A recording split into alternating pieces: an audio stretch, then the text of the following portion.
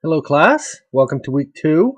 I'm gonna, in this video, make it kind of short and sweet. You can see I've been working on new construction down here.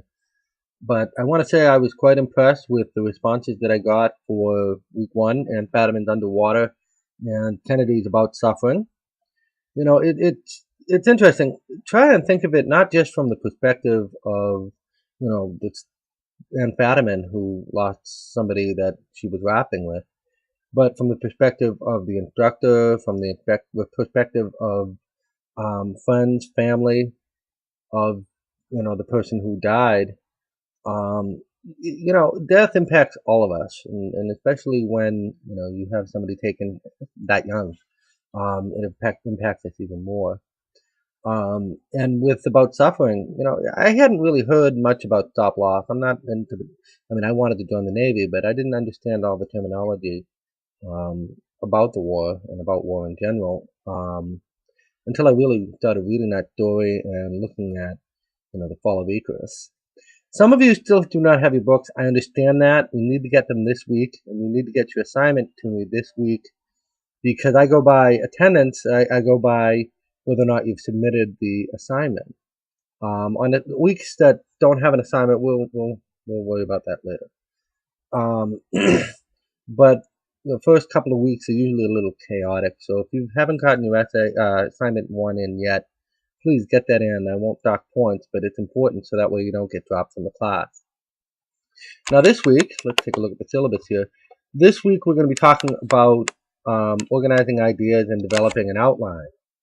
Outlines are a critical part of the writing process. Without an outline, your story or essays will seem kind of unorganized.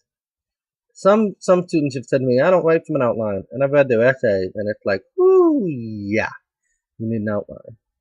Outlines, I would be lying to you if I said I wrote an outline for every single assignment that I do. Even now, as a doctoral student, I don't do that. But on complicated essays, complicated assignments, it's important to have an outline. It keeps it organized, and if you write it correctly, your papers will pretty much write itself. And I'll show you how to do that later. This week we're also going to be talking about Resurrection by Douglas, which is question 1, and Uncle John's Farm, which is question 3. Uncle John's Farm is one of my favorites because it's written by Mark Twain. I remember my first story that I ever read by Mark Twain, which was The Jumping Frog of Calabar County, I believe it was. Twain is pretty witty. In this one, he's kind of more serious, talking about his own memories of when he was younger. And it's interesting because hindsight 2020, isn't it? We look back on events that have shaped our lives, and we say, I wish I had done this differently, or I wish I had done that differently. You can't live in the past, and I'm guilty of that too. Try and learn from these experiences, though.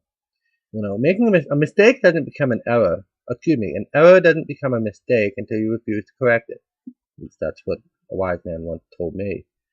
And as children, we're innocent. We don't truly understand the implications of things we say, things we do. Hopefully, as we get older, we do.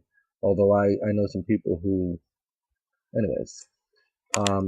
Also, we're going to be looking at Why I Write by Weasel on page 14 through 20. There's no question for that, but I would like you to read it, and because it really talks about the purpose of writing.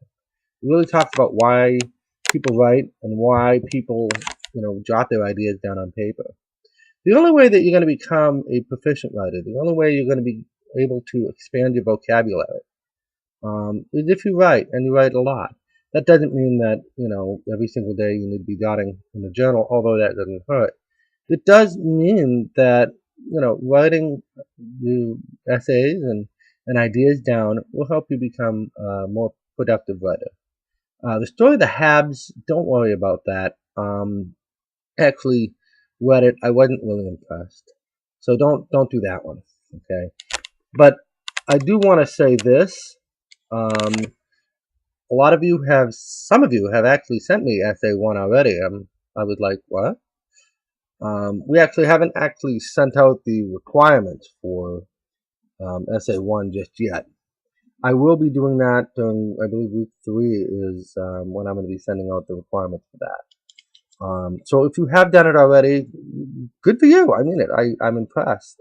But do hold on to it, because we're going to be looking at some ideas and concepts that might make you want to revise that.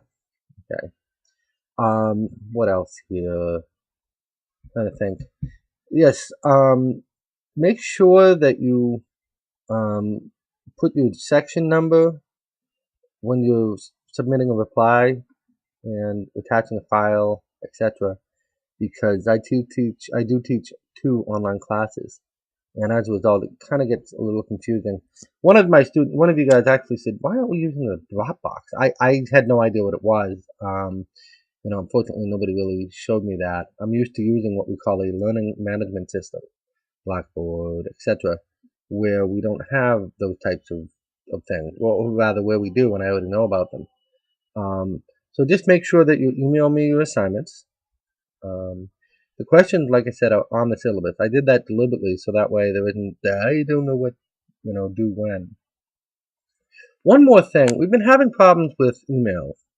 I don't know if you have emailed me your assignment and never received a reply. I will always reply to your emails at least once. And so what I'm going to do is, I told you, I think last week I was going to attach my alternate email address. I didn't do that. I'm going to do that now. So I hope you guys have a good week, and I will be posting stuff probably Wednesday, Thursday, about developing outlines. Okay? Take care, guys. Bye.